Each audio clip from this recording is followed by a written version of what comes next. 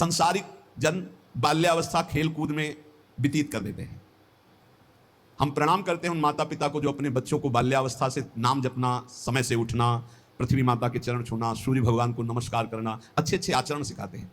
आजकल माता पिता नहीं उठते प्रातःकाल, तो बच्चों को क्या उठाएं प्रातःकाल? 11 बजे तक उठते हैं।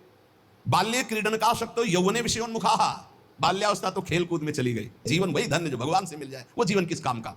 आजकल कह रहे हैं कि बाल्य क्रीडन का शक्तो, बालकों को तो क्रीड़ा अवस्था में ऐसा लगा दिया कि बाल्यावस्था कब निकल गई पता नहीं चला। यौवने विषयोन्मुखा, यौवन अवस्था भोगों में फंसा दे। अरे भाई, भगवान कृपा करें सबको अच्छे माता पिता मिले। कैसे अच्छे माता पिता? जो भगवान में लगाते हैं, जो सत धर्म में लगाते हैं, जो सत कार्यों में लगाते हैं। बहुत बड़ा योगदान होता है माता का। फिर दूसरा पिता का, सबसे बड़ा गुरु माता, फिर पिता, क्योंकि वही सतमार्ग में चला। गांव में एक बार नाटक आया था दिखाने के लिए, वो क्या कहते हैं, नौटंकी, वो सुल्ताना डाकू पूरा दिखाया गया। रात भर देखा था, बच्चे थे उस समय। तो जब उसको फांसी की सजा दी गई तो उससे पूछा गया तुम्हारी अंतिम चाहत क्या है? वो हम पूरी जिंदगी भर ध्यान रखा। बोले हमारी माता को हमसे मिला दो। माता को, जो ही माता मिलने आई तो गले लगे और दांत से पूरी नाक काट ली माता को। तो आप ईश्वर ने पूछा ये क्यों किया? बोले मुझे आज फांसी के फंदे में चढ़ाने वाली ये है।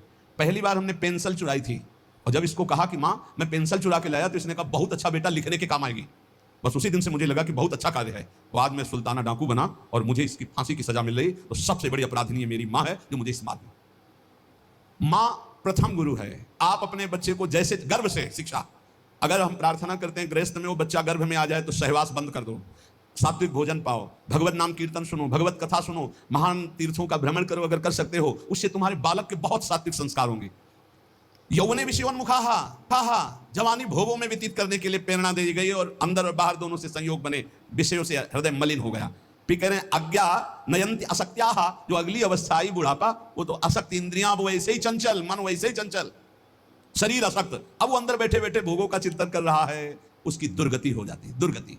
इसलिए तस्मात् बाल्ये विवेकात्मा यतेत श्रेयसे सदा, विवेकवान होकर बाल्यावस्था से वो माता पिता धन्य है जो अपने बच्चे को शासन में लेकर, ए बाल भोग बना रहे हैं, 5 मिनट राधा राधा कीर्तन कर, अभी तुझे पवाते हैं, थोड़ा सा नाम संस्कार डालिए, भगवत कीर्तन का, भगवान नाम जप का, बैठ 5 मिनट बैठ के कथा सुन, देखो सत्संग सुन, या स्वयं सुनाने लगे कोई ना कोई ग्रंथ की बात। संस्कार पढ़ते हैं, गर्भ से संस्कार पढ़ते हैं। अभिमन्यु जी को गर्भ में ही चक्रव्यूह तोड़ना आ गया था, प्रहलाद जी को गर्भ में ही परम महाभागवत बना दिया था नारद जी ने। अगर आप गर्भस्थ शिशु से शिक्षा प्रारंभ करेंगे तो कोई महान राष्ट्रभक्त महात्मा पैदा होगा। विवेक की पुरुष को चाहिए कि जिस समय बाल्यावस्था है वो पूरे जीवन की अद्भुत शैली बनाने के लिए उसको आप शिक्षा दीजिए। जितने गंदगी व्यसन है वो सब माता पिता के आचरणों का प्रभाव बच्चों पर पड़ता है। बहुत होश में माता पिता अपना व्यवहार रखें, नहीं बच्चे फिर वही जानते हैं क्या करते हैं, बुढ़ापे में मार थप्पड़ घर के बाल कर देते हैं कि तुमने हमको यही शिक्षा दी है आधुनिकता की, भोगों की, विषयों की, तो उसी का सुख लो।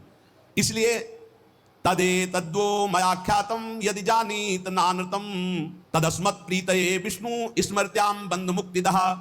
मित्रों, मैं तुम लोगों से प्रार्थना कह रहा हूं, तुम झूठ मत समझना। अगर समस्त दुख और बंधनों से छूटना है तो तुम केवल हरि स्मरण प्रारंभ कर दो। उनका स्मरण करने के पश्चात कोई भी विपत्ति उसको परास्त नहीं कर सकती। हरि स्मृति समस्त विपद विमोक्षणम, जितनी विपत्तियां हैं सबसे मुक्त करा देगी।